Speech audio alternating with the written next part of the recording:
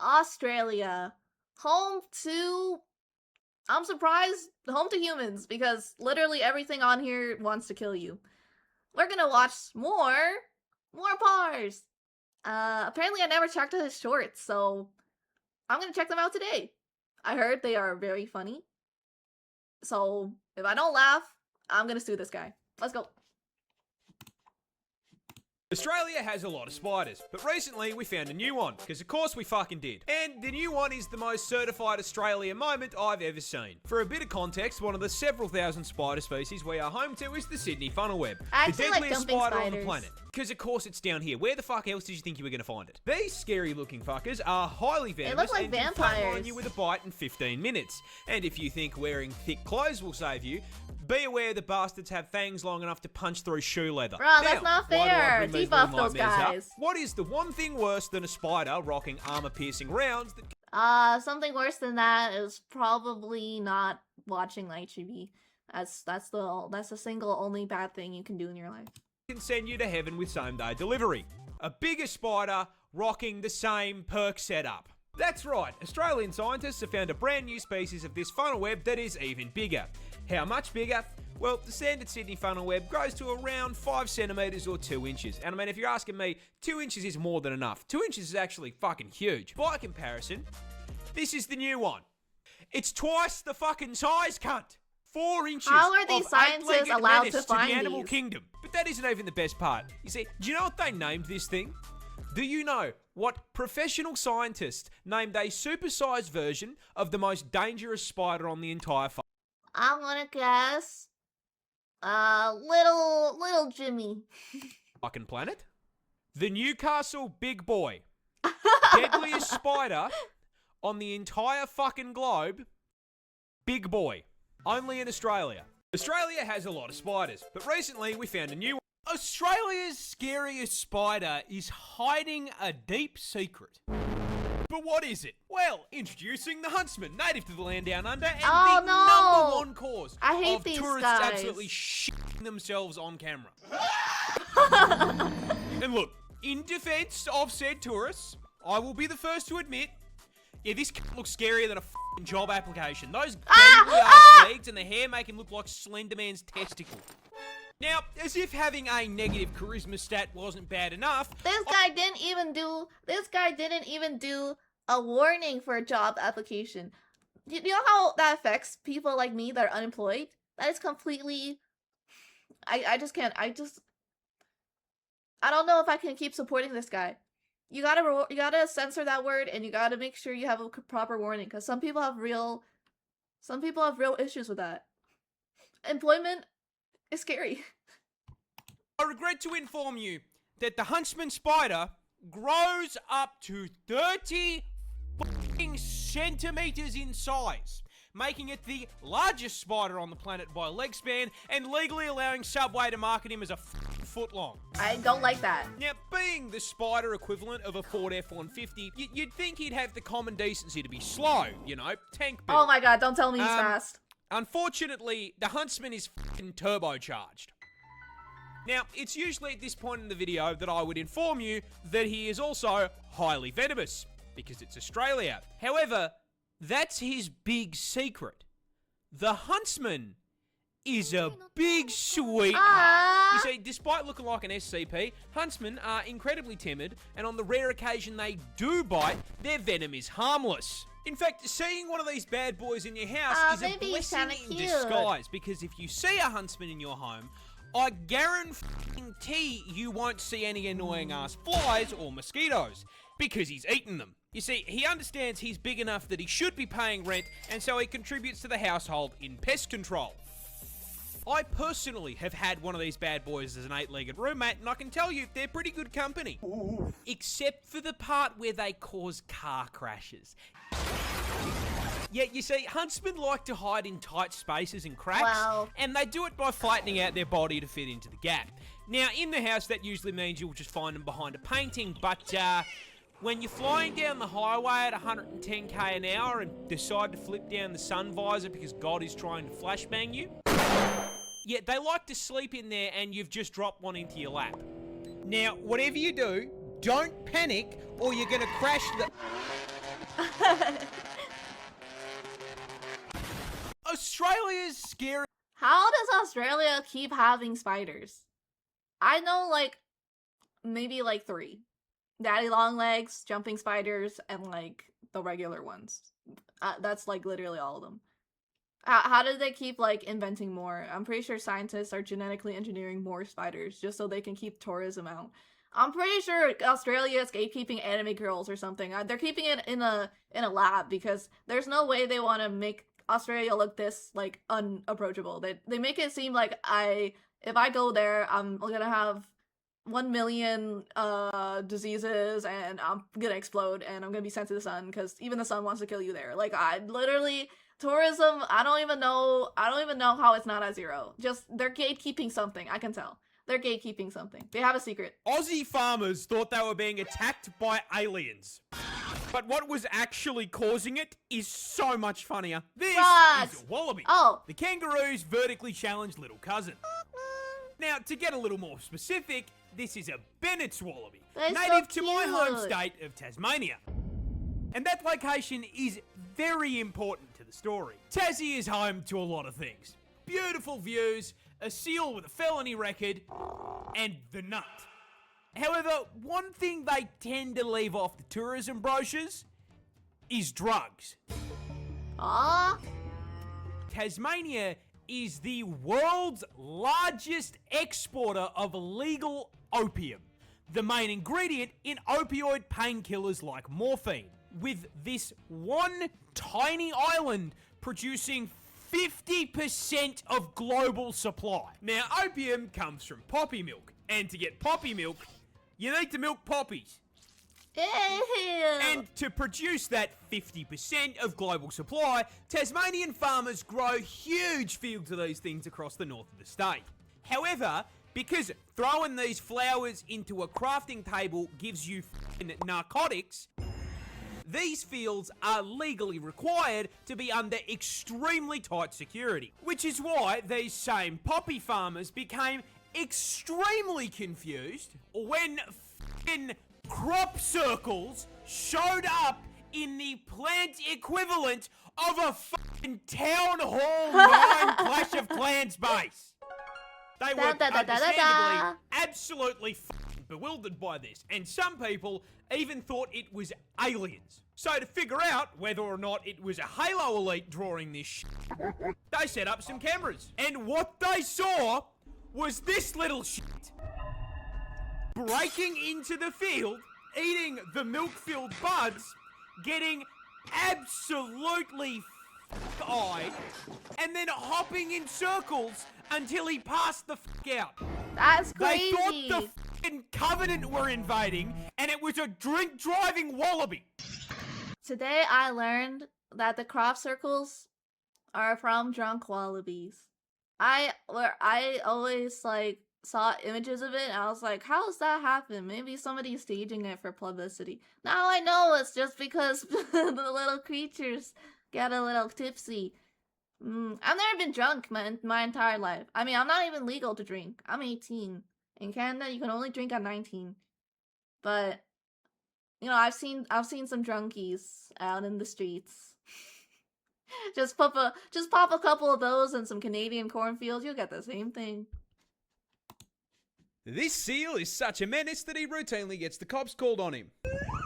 Me too, brother. Introducing our protagonist, Neil the Seal, a 600-kilo absolute unit of a southern elephant seal from my home state of Tasmania in the land down under, who is known for, above all else, being an absolute fucking menace to polite society. But despite his crimes, we all still truly love him. But He's what so are low his crimes? cortisol. Well, see, he seems to just fucking hate traffic cones and road safety in general, has regularly been caught trespassing, and then once he has been caught trespassing, belligerently screaming at locals because they won't give him his fucking fish, and has been known to just block roads by plopping his fat ass down directly in the middle of them. However, hands so down, cute. the funniest shit he has ever done was just straight stopping this random lady from going to work. I shit you not.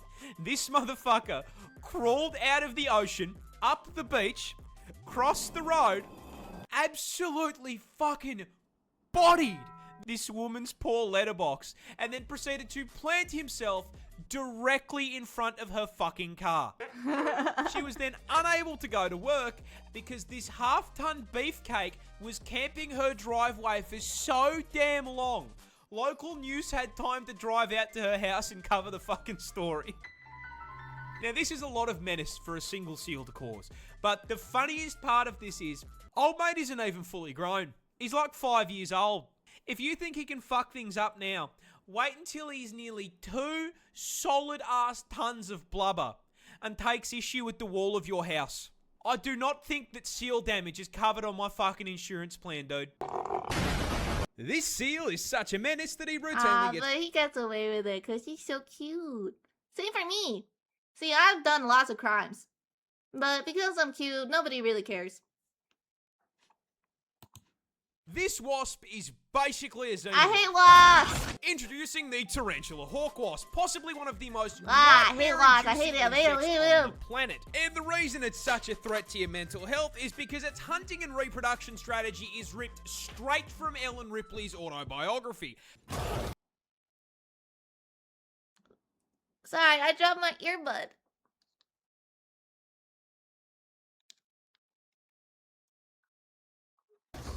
But before we get to the strats, you're gonna have to learn a little bit about it first. Native to Australia, because of course it fucking is, this fucker is the largest wasp on the planet. I'm so glad I'm Canadian. Massive 2.5 inches, which I mean, boys, we would all agree, well above average, right? Huge. And this is probably the most effective 2 inches has ever been because it has the second most painful sting of any insect on the planet, coming in just barely behind the bullet ant.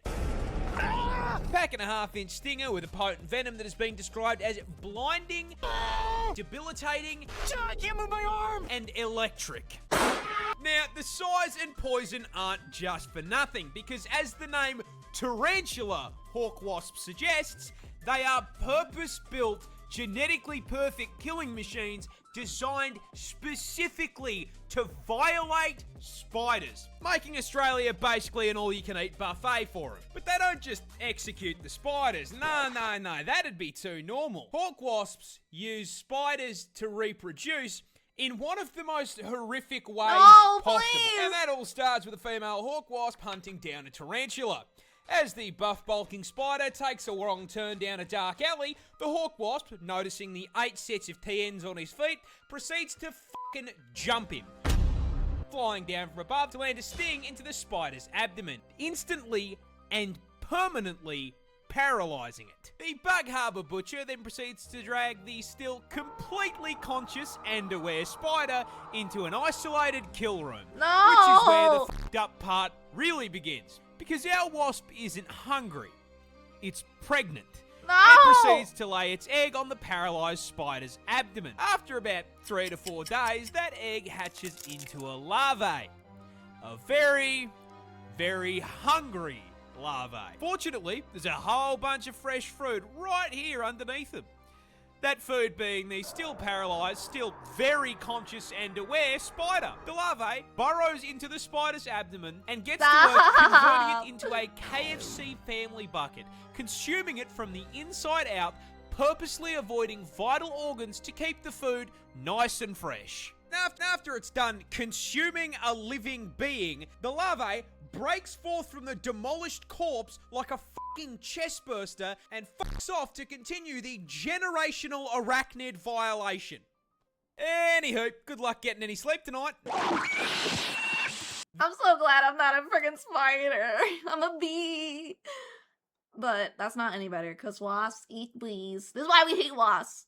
Alright, I don't know a single wasp that's good. I hate all wasps. Wasps are our enemies. So spooky.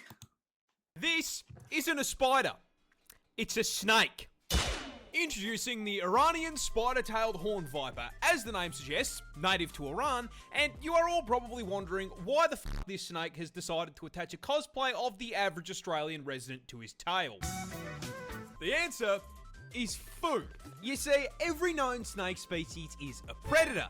Some eat Bambi, others eat Remy, and the spider tail, not unlike myself, absolutely fucking loves KFC. However, birds famously tend to fly, and last I checked, nope, ropes don't have wings.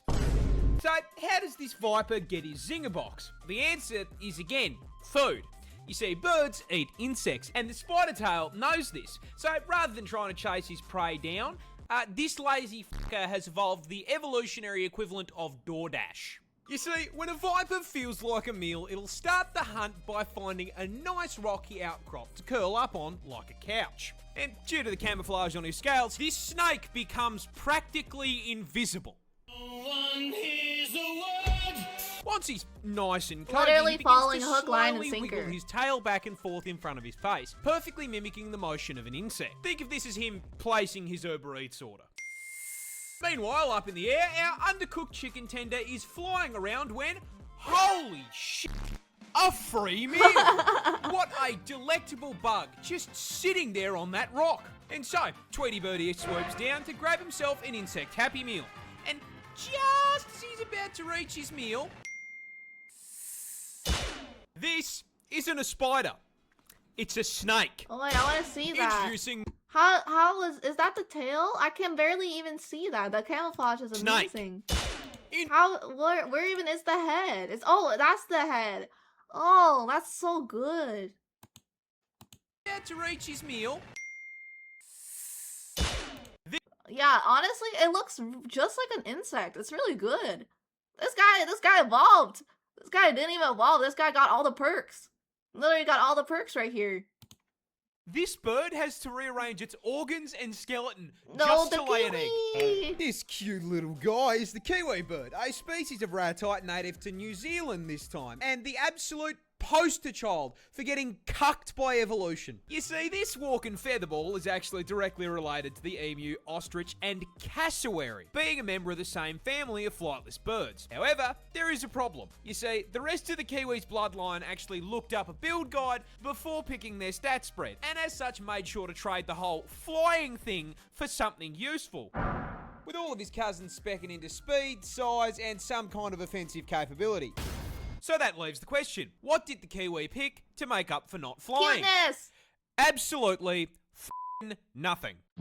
Kiwis are tiny in comparison to their relatives, coming in at only 4 kilos in weight and 50 centimeters tall. Alright, if you're getting This held is by a because human, you're Kiwis cooked. evolved largely on an island with no natural predators, so they downsized and traded out the knife feet and bloodlust for just being a little guy with a good attitude, which honestly worked pretty well for them, until the British did British things, and now they have to deal with cats and dogs trying to eat them. And considering this build was not designed for PvP, they have been clapped so hard by invasive species that they are now unfortunately an endangered animal. But getting shafted by the British is just the beginning of the generational violation of the kiwi, because these poor feathered fruits can't even reproduce without getting f***ed over. You see, the kiwi bird's cousins are famous for laying huge eggs. I'm talking Yummy. hit your protein macros in one meal-sized eggs. And you would think that is because they are large. And you would be wrong. Because their vertically challenged cousins have to lay eggs the same size. A kiwi bird lays eggs 20% the size of their body. With the egg being so bloody large, it rearranges their internal organs and there's stretches no way. their rib cage just to be able to hold the thing. For reference, that is like a human giving birth to a 15-kilo child. That's not a bun in the oven anymore. That's a whole f***ing bakery. This bird has to rearrange its... Why? I've heard of terrible births in the animal kingdom, like hyenas, right? Why? Just like, I know it's hard to like evolve past like your ancestors, right? But if I was the kiwi, I'd be like, I think we gotta reduce the egg size, bro. It ain't working out for us. Like, we gotta evolve something more. And like, even if you're gonna have that big of eggs, you guys should get bigger so you can actually compete against your invasive species competitors, right? Like something's not adding up. You guys put all your stats into something, but it's not even adding nothing. It's like you bought all the items that you could afford at a shop, but you didn't equip none of them. You equipped none of them. This is Australia's most common snake, and that's quite a problem, because it's also one of the world's deadliest. Oh, that's good. Introducing the eastern brown snake, native to quite literally every state in the land down under. And unluckily for us, this asshole has earned himself a silver medal in the Note Rope Olympics venom category, coming in second place for the most venomous snake in the world. Aw, that's It is amazing. worth noting that third and first place Also are Australia. unsurprisingly also both held by Australian snakes. Because God hates us. However, unlike first and third, the toxic middle child here is a far larger problem, because putting it lightly, he's a cunt. The eastern brown is one of the most territorial species of snake in the world, which is a scientific way of saying they operate on the US home defense philosophy. If you dare put a pinky toe onto this guy's property, he will bite your ass, injecting you with a hemotoxin that can send you to heaven they're via gonna blood be clot deporting in under everybody. 30 minutes if left untreated. These snakes are gonna be deporting any creature that steps near them. Off his property, and he'll leave you alone. Right? Yeah, one problem. His property is your property. Get the fuck out of my room and play Minecraft! That's right, the eastern brown doesn't live out in the middle of nowhere like his slightly more deadly cousin. This fucker is so at home in the suburbs, he drives a f***ing Prius. You can find this burnt piece of spaghetti literally anywhere. Go to put your shoes on, he's turned them into a 2-bedroom home. Hop in the car to go to work. Yeah, unfortunately, that's his car now. Get to work on the job site. What do you know? He f***ing works here too. Try to take a shower after a long day at work. F*** off. He's moisturising. You can't even take a shit in the comfort of your own home No, please. without running the risk of the dunny being occupied. In fact, these bastards are so omnipresent that out of the 200 species of snake in the country, this ginormous asshole makes up 60% of snake bites. Ah! Yo, if I found a snake that could kill me while I need to take a shit, just honestly kill me. just honestly kill me. I think that would just cut straight to it. I'm not even gonna fight it, man. How do Australians act so like nonchalant? How do they like if you find a snake, like if I found a snake in my home, I think I just curl up and like accept my fate, you know? Like how do they just like calmly be like, yo, mate, there's a bloody snake in my boot, I think we should deal with it. Like I don't know. Sorry, I did not mean to add a. That's my Canadian coming out. A gorilla can't beat 100 men in a fight. He gets jumped. But that begs the question, which animal does win? Australia. And the answer, stepping into the ring at 5 meters long and weighing in at a genuinely frightening 4,500 kilos, I present to you the Moodang. hippopotamus.